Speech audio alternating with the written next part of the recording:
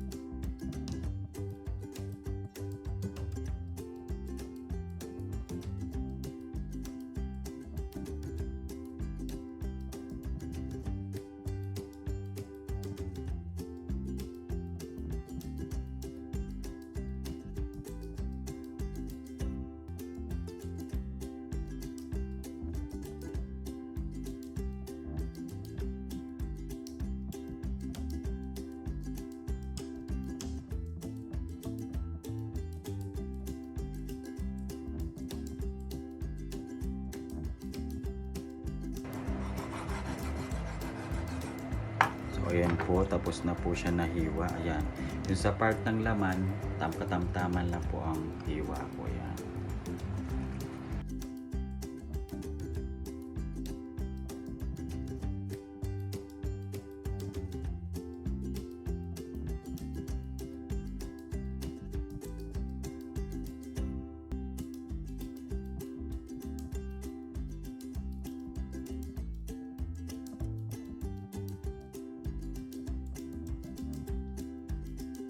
So ito na po siya guys. Ayan.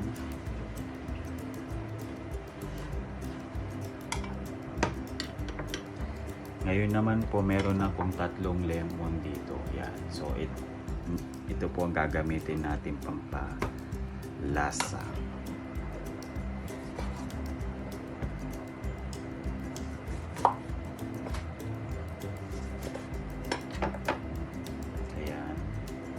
Meron din po akong 1/4 cup of patis.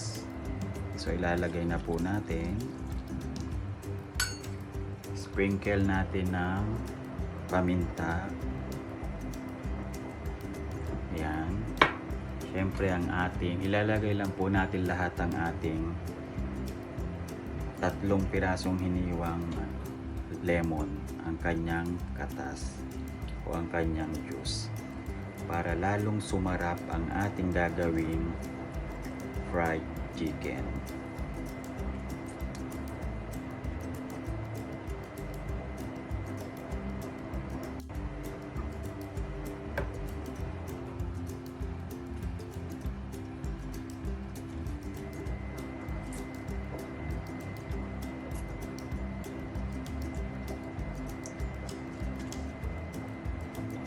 Iwasan po natin na magkaroon ng buto ang ating minarinate na fried chicken. Ayan po, kasi po papait ang ating marinated. So ayan, so nilagay ko na po lahat ng 3 juice ng ating lemon. So i-marinate lang po natin.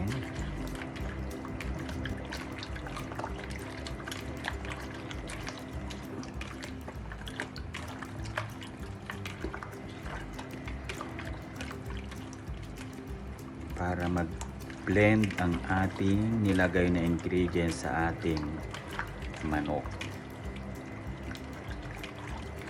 So So pagka marinate niya po guys, pwede nyo siyang i-marinate lang ng 5 minutes. I mean, para ma-blend ang ating nilagay na ingredients. After nyan, ilagay lang po natin siya sa ref ng 2 to 3 hours. Ako po 2 to 3 hours para lalong manuot ang lasa ng ating pang fried chicken. So depende po sa inyo kung nagra-rush na po kayo, pwede na po ang 30 minutes o 1 oras. Sa akin po 2 to 3 hours para lalong manuot ang lasa ng ating fried chicken.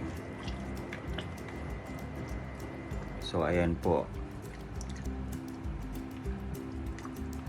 Ayan. So pwede na natin siya ilagay sa ref para 2 to 3 hours. Ayan. Ngayon naman po tatakpan natin siya ng cling film bago natin siya ilagay sa ref.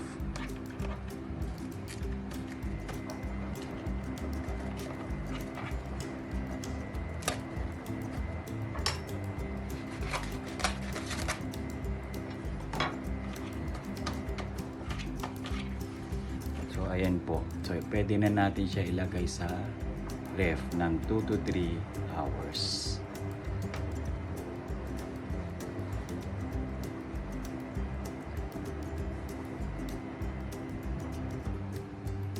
Ito na po guys ang aking minarinate. Ayan. Ang pang fried chicken. So 3 hours marinated po. Nakalagay lang sa ref. Ayan po. So ito po guys, so ang gagawin ko po, sasalain ko po ang aking minarinate na manok. Yan. Para mawala po yung, ayun o, madrain ang ating marinated sauce. Ganyan lang po siya.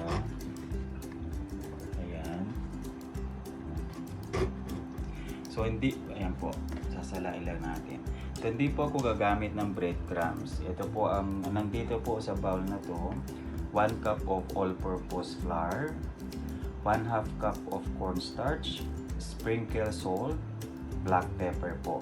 And meron din po tayong 3 itlog. So binating 3 itlog po o whisk egg.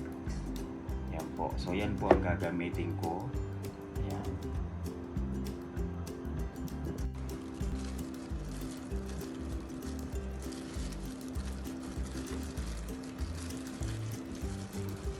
So una po, ganyan po. Ilalagay natin sa ating, i-dip natin sa itlog. Siyempre, patuluin. At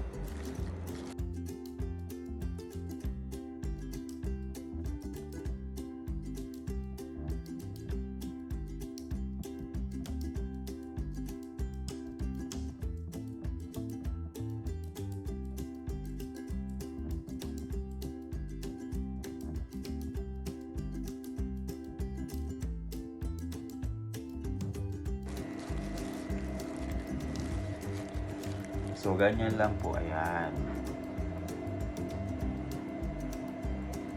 So habang piniprepare ko po kanina guys ang ating para sa marinated flour, ayan, nagpainit po ako ng mantika. Medium heat lang po, ayan. So medium heat lang po siya. Mainit na po ang ating mantika. So ilalagay na natin ang ating chicken.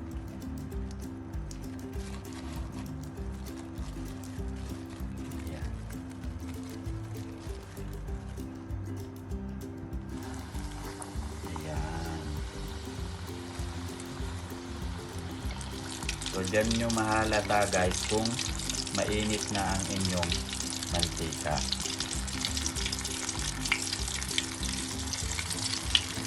Siyempre po, huwag nyo pong punuin ng chicken ang inyong mantika. So 3 to 4 pieces lang po. Depende rin po sa laki ng gagamitin yung prituhan. So ako po 4 pieces lang. Yan. Bango.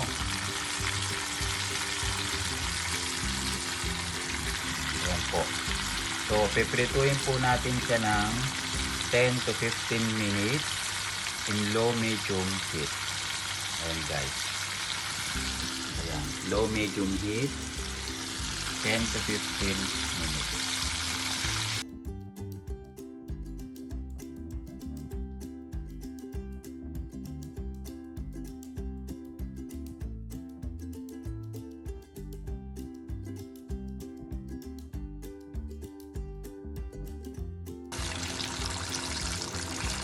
Siyempre po ilalagay natin sa strainer para masala ang ating excess oil. Bango. Yan, crispy, Yummylicious Crispy Fried Chicken.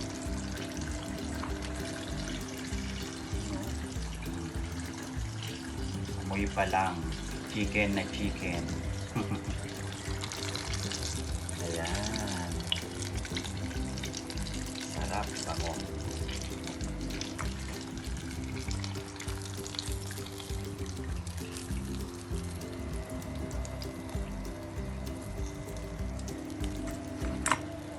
Ayan po ang aking Yummylicious Fried Chicken. So syempre po piprituhin lang po natin lahat ng ating natira.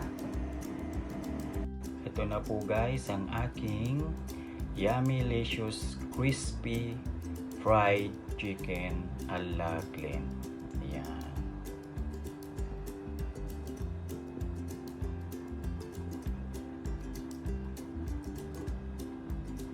Siyempre po titikman natin. Ayan.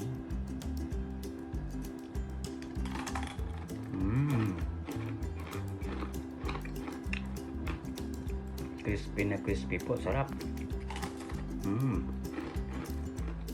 Para siyang chicharon.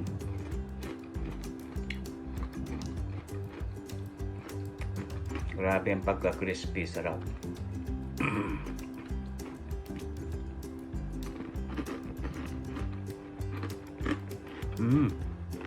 Parang chicharon sa crispy. Sarap. Thanks for watching guys. Please don't forget to subscribe, like, and share all my videos. God bless as always.